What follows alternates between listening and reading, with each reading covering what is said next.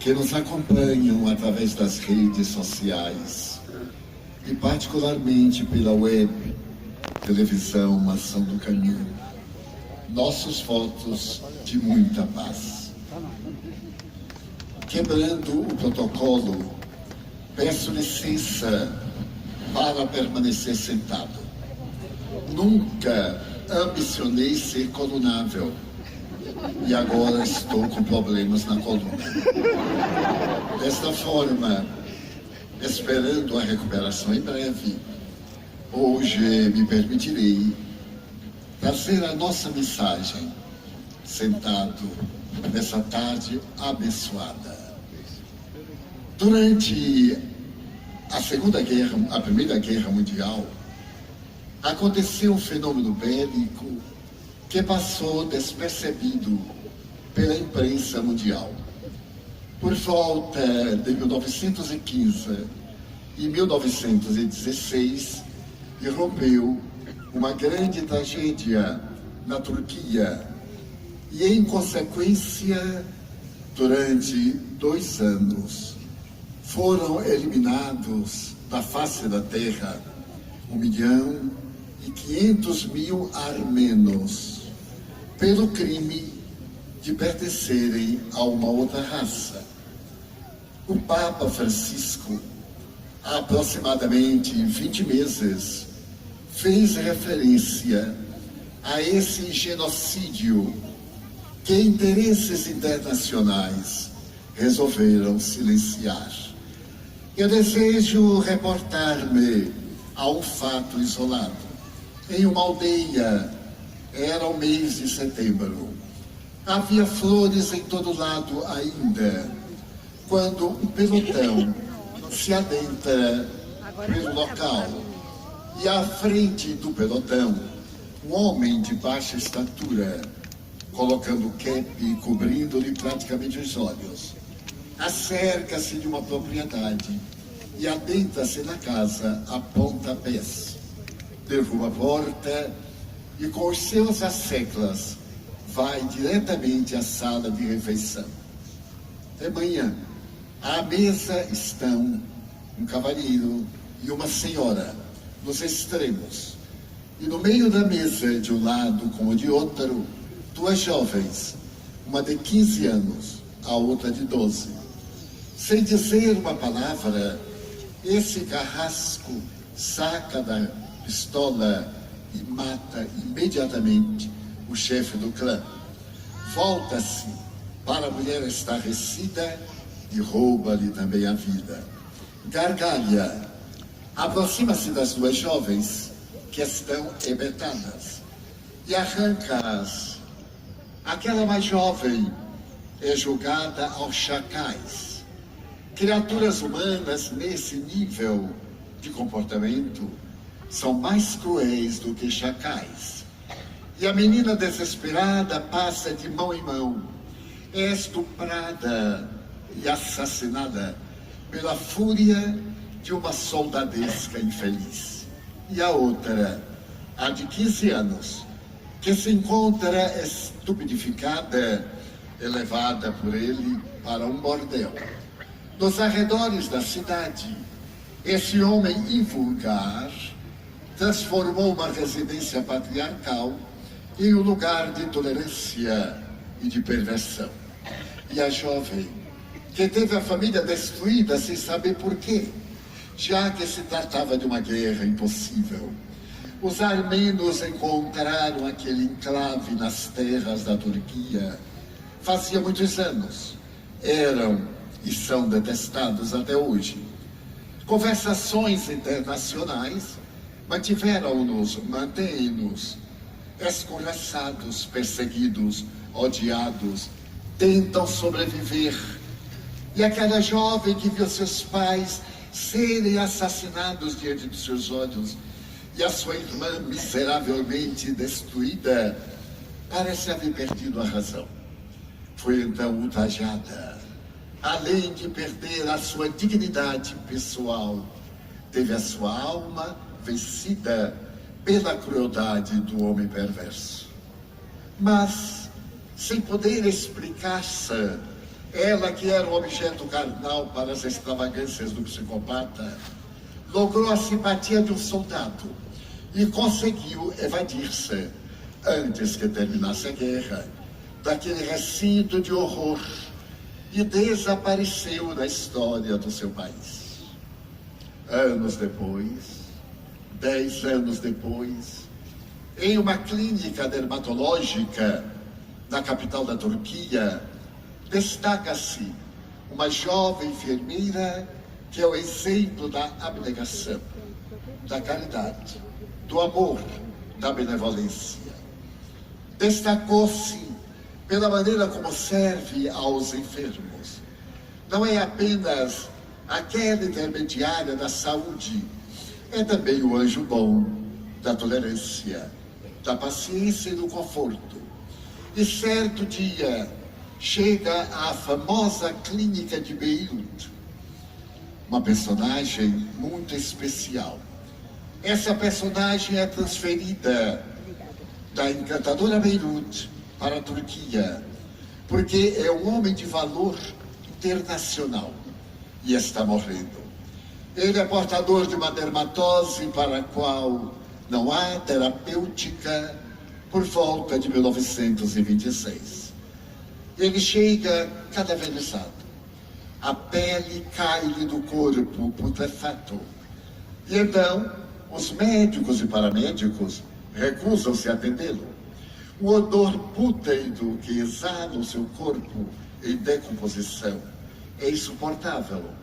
As resistências orgânicas são mínimas e o diretor da clínica reconhece que ele terá apenas poucas horas de vida. Manda interná-lo num quarto distante, numa ala reservada aos casos mais degradantes. E enquanto medita o diretor que fazer, porque vários médicos recusam-se a atendê-lo, não suportam o odor da carne morta no corpo semivivo, ele vê a jovem enfermeira. Ela se encontrava ali como a chama numa noite escura. E ele a convida. Pergunta-lhe se ela seria capaz de atender ao homem que estava às portas da morte. Não havia esperança, porque não havia diagnóstico. Não sequer utilizavam-se de medicamentos específicos para aqueles casos de decomposição carnal. E ela redarguiu que a sua era a missão de amar. Amar e salvar vidas. Então estava disposta a atender aquilo que lhe fosse recomendado. O diretor encaminhou-a àquela parte quase abandonada. E ela internou-se com o paciente perverso. Modesta, melancólica, era silenciosa e mantinha o mínimo de conversação com o paciente. Tratou de cortar-lhe as carnes em decomposição, até alcançar o tecido que ainda pudesse sangrar. Retirou-lhe aquelas feridas terríveis e ele não morreu naquele entardecer, nem no dia seguinte, nem na semana após, nem no primeiro mês. 6 meses depois, de contínuas pequenas cirurgias e atendimentos muito dedicados e delicados, ele teve alta. No momento em que teve alta, as marcas deferidas na face, como as garras de um demônio que lhe arrancara a expressão de vida, ele foi agradecer ao presidente da clínica. Havia conseguido o milagre e, na sua condição de homem do governo, desejava projetar aquela como sendo uma das clínicas melhores da Europa ou da Eurásia, já que naquela cidade estava diante dos 2 continentes. O natural presidente, sentindo-se constrangido, agradeceu o gesto de bondade e disse: Excelência, eu lamento muito, mas não fiz nada, pelo contrário. Coloquei-o no isolamento para que morresse, sem experimentar o desdém, o descaso e o horror que o seu corpo apresentava àqueles encarregados da saúde. Mas aquela jovem que ali está, e de quem, por certo, Sua Excelência se lembra, deu-lhe a vida, fez mais por Sua Excelência do que uma filha. Ele disse: é verdade, é verdade. Naquela época, falava-se muito bem o francês na Turquia, graças a reminiscências colonialistas. E ele disse: eu terei que lhe dar um merci beaucoup, pelo menos abraçá-la. Ela, discreta, silenciosa, é um enigma. E aproximou-se, estendeu-lhe a mão. Ela estava com algum tecido para envolver novos doentes. Ela levantou a cabeça e ele percebeu a expressão de um olhar profundo, com lágrimas que não se atreviam a descer da comporta dos olhos. E então, emocionado, disse-lhe: senhorita, muito obrigado. Tentou sorrir, mas o semblante dela desconcertou. Não havia censura nem reproche, não havia ressentimento nem mágoa. E ela lhe disse: não necessita agradecer. E ao falar, ele teve um espanto. Que curioso, talvez fosse por essa razão que a senhorita não conversava nada comigo, o seu sotaque. A senhorita não fala o turco, ou melhor, fala o turco com sotaque carregado. Por quê? Porque não sou turca. Eu sou armena. Armena. Ah, sim. Eu me lembro da guerra. Faz 10 anos que estivemos em beligerância. E eu estive no seu país, disse ele. E eu estive lá por algum tempo. Até mesmo minha tropa tomou algumas cidades. E é um prazer. Agradeceram a Armina ter salvado a minha vida. E ela disse: eu me lembro de Sua Excelência. Então algo foi muito significativo para si. A fim de recordar-se 10 anos depois. Sim, foi a minha própria vida. Eu me lembro daquele setembro mágico, quando os campos davam gargalhadas de papoulas. E Sua Excelência, com uma pequena tropa, arrombou a porta de entrada do meu lar. E sem qualquer motivo sacou de uma pistola e matou meu pai. De imediato assassinou minha mãe, diante do horror que nos tomou a mim e a minha irmã.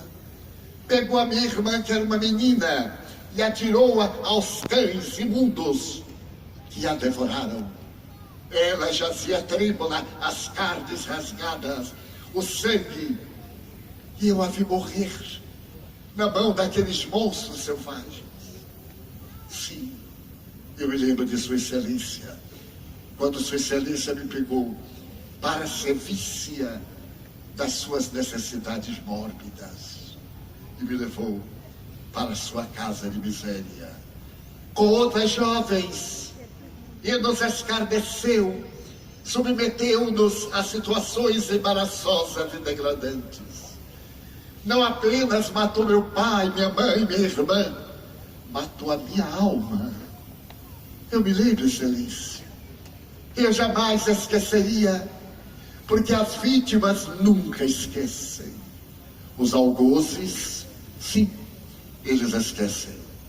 E então eu jurei que um dia matá-lo-ia.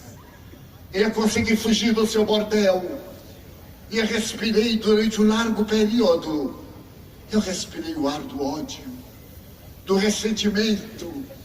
Há uma tradição que diz que o ódio, o desejo de vingança, é semelhante a carregar-se uma brasa acesa na mão para jogar-se no miserável. Somente que, enquanto a brasa está acesa e arde, ela queima a mão da vítima que deseja vingança. E eu procurei, estudei, procurei nos jornais, mas Sua Excelência era inacessível. Nesse ínterim, eu me tornei cristã e li uma página inolvidável a respeito do perdão, quando aquele homem de Nazaré, apregado em 2 traves, gritou para Deus: perdoa-os, porque eles não sabem o que fazem. E então eu chorei convulsivamente. A minha dor, a dor dos meus pais, a minha vida. E aguardei. E quando eu vi Sua Excelência, era o meu momento. A brasa que me queimava a mão ia ser apagada, porque iria asfixiá-lo. Porém, de uma maneira lenta, para que a morte fosse ao lado das dores físicas, a ausência do ar. Apenas isto. E por que não me matou? Você me reconheceu? Claro. Esse olhar delícia, essa testa larga e criminosa, são inolvidáveis. Mas então, quando eu olhei para Sua Excelência, apodrecido, eu me lembrei daquele homem que foi capaz de perdoar. E então, Excelência, eu perdoei a Sua Excelência. Estendeu a mão e disse: está perdoado, meu irmão. A história encontra-se no livro publicado recentemente nos Estados Unidos e que se chama Perdão Radical. Esse livro é escrito por um jovem protestante cujo pai criou uma denominação religiosa na Califórnia. Ele é descendente de judeus poloneses. E a obra que ele escreveu sobre o perdão radical é de uma grandeza ética e estética como eu nunca li nada igual. Não há crime imperdoável. Não há sentença mais cruel do que impor ao algoz que viva. Não a pena de morte, a pena de vida. Porque a vida cobra em todos os seus detalhes aquilo que se faz de bem, aquilo que de mal se faz. E o autor escreve esta e outra história reais, que ele arrancou do cotidiano, para dizer que nós somente encontraremos a plenitude, a felicidade, quando perdoarmos. E ele encerra como outros capítulos, com uma interrogação, que eu me permito transferi-la para nós. Você perdoaria a esse algoz? Diga-se a si mesmo. E vamos verificar como escreveu com muita sabedoria a grande educadora Maria Montessori, a mãe dos jardins de infância, da Casa dei Bambini, que criou em Roma em 1907. Dessa notável educadora que mudou a estrutura da educação infanto-juvenil. Ela foi convidada em 1939 para falar a estadistas. E ficou surpresa, porque no mundo o pedagogo, o educador, o mestre, o professor, não são figuras respeitáveis, enobrecidas por salários dignos, ou pelo menos pela gratidão dos aprendizes.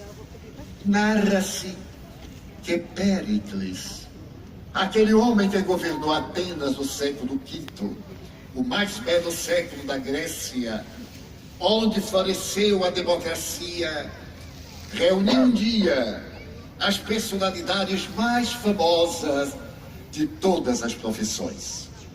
E quando estava diante do grande palácio em que se decidia o destino de Atenas e da Grécia, ele saudou artistas, guerreiros, pessoas de alta valia, e perguntou em passant: onde estão os professores?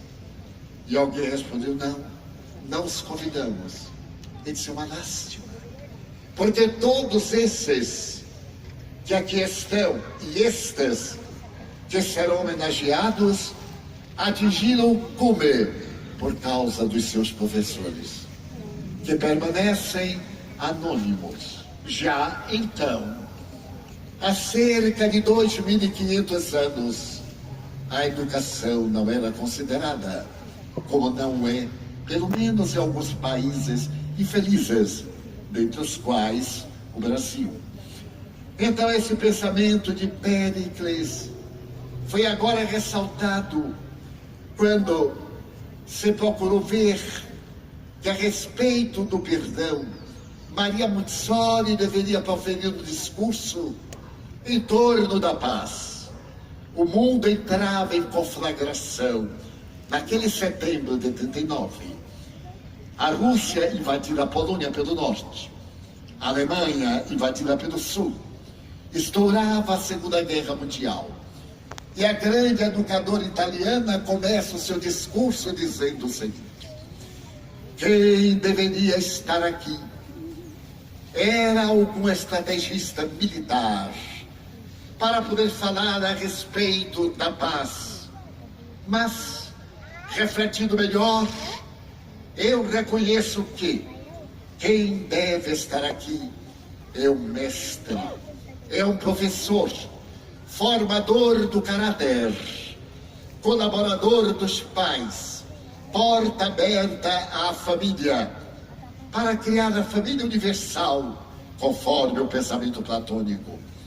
Quem deveria estar aqui era, sem dúvida, eu própria. E começarei dizendo que a criatura humana não é educada para a paz. Nós somos educados para a prepotência, para o triunfo enganoso, para a mentira, a quimera, a ilusão. Conseguir postos relevantes, situações dignificadoras, mesmo através do suborno, da indignidade, das situações lamentáveis e antiéticas. Na minha condição de mestra, eu desejo dizer que a salvação da humanidade virá através da educação. Ela repetia as palavras de Allan Kardec, o egrégio codificador da doutrina espírita, e das entidades venerandas, quando responderam à questão 685, letra A do Livro dos Espíritos. A educação não é a educação que se adquire nos livros, mas aquela educação de natureza moral será a única forma de combater-se o materialismo e a crueldade. E Allan Kardec, que foi educador, discípulo de Henrique Pestalozzi, o pai da educação, chamada Escola Nova, discípulo de Jesus Cristo, o mestre por excelência, que aceitou apenas o título mestre, não aceitou sequer o título de bondoso. E quando o jovem lhe disse: bom mestre, ele redarguiu: a ninguém chameis de bom. Mestre, sim, porque eu o sou. Deixou-nos esse legado psicoterapêutico há 2000 anos, que se chama amor, que gera o perdão, que produz a paz. A paz é mais do que um estado de aparente modorra. A paz pode ser agitada. Ela está numa pessoa trabalhosa, ágil, ligeira. O que importa é a sua consciência. Eu vos dou a minha paz, disse Jesus. Não a dou como dão-na os homens. Qual é a paz dos homens? Estamos no Brasil politicamente em paz, mas estamos atingindo a maior cifra de assassinatos do mundo.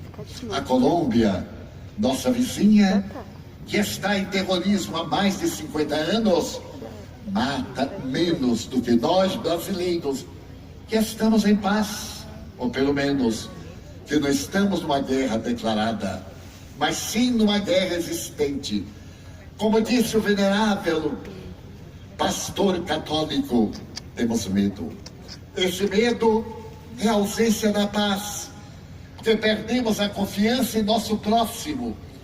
Ao invés de amar, nós estamos preocupados em nos armar.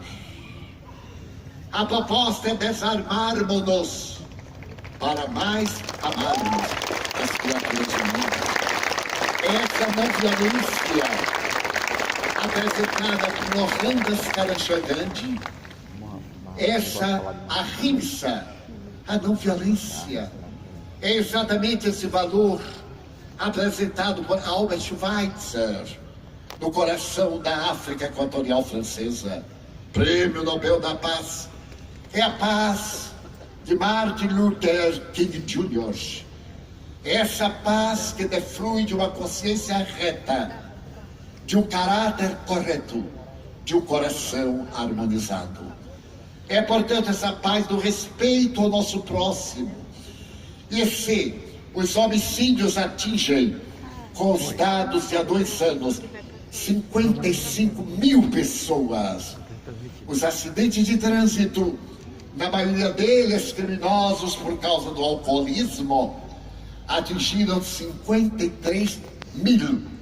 E nós tivemos assassinados em nosso país em paz 108 mil pessoas que nas nossas ruas de um país dito civilizado perderam a existência corporal. Então não podemos postergar a problemática da paz. A paz é a religiosa, a paz do Cristo é universal, é a política. Nós vimos o Brasil engalfinhar-se numa luta tirânica, como aqui também foi dito. Separarmos-nos, não por amor à pátria, mas por interesses escusos.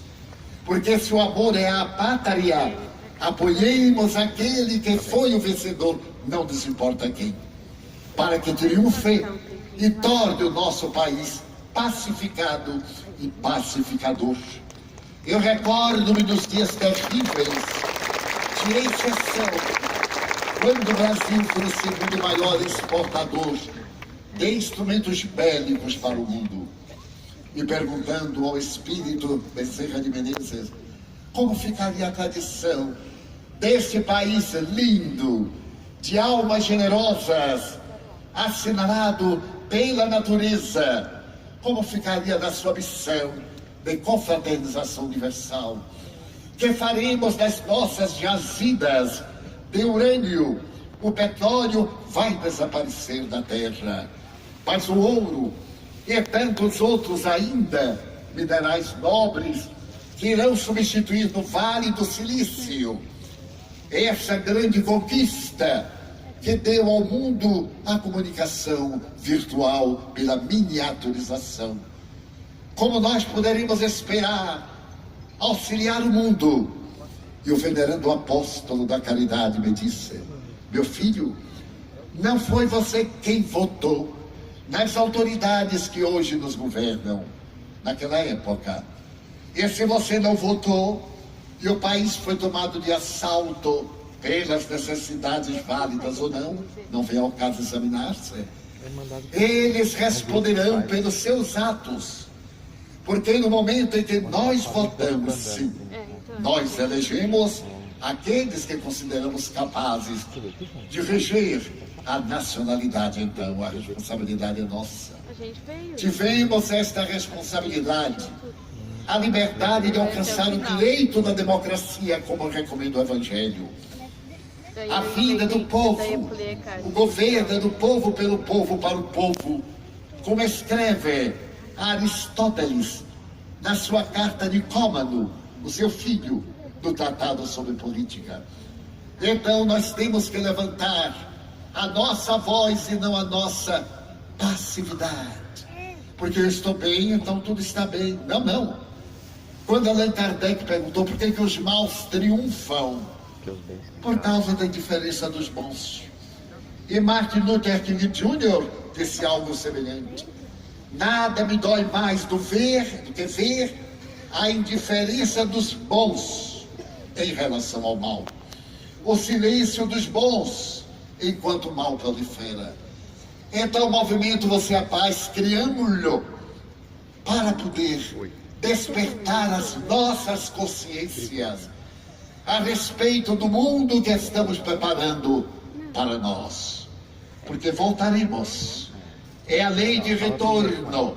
Estamos semeando os dias gloriosos ou de desdita do amanhã. E é necessário que a nossa seja uma paz vibrante, seja uma paz rica de amor, seja uma paz dinâmica. Que nós possamos descobrir os invisíveis, onde se omiciem, e perguntar-lhes docemente: olá, poderei ser útil em alguma coisa? Como faziam Madre Teresa de Calcutá, Francisco Cândido Xavier, o Papa Francisco, que se veste de sacerdote modesto e sai para além dos muros do Vaticano para levar a mensagem de Jesus Cristo. Como fizeram os heróis, hoje célebres, e como fazem os anônimos que amam a verdade. Então, eu deixo nos vossos corações e mentes esta pergunta: você perdoaria? O perdão somente nos oferece vantagem. O ódio é a brasa. Vamos jogar no criminoso, mas a brasa está queimando nossas mãos. Profundamente sensibilizado. Neste declínio, de uma juventude que durou 91 anos, apelo para os vossos corações. Feliz é quem ama. Quem deseja ser amado é imaturo. A verdadeira felicidade não é receber, é dar. E se por acaso alguém não vos ama, problema dele e não vosso. Mas lembrai que é necessário que o nosso seja um amor dinâmico para que haja paz. Com essa paz, a nossa gratidão e os votos de muita paz.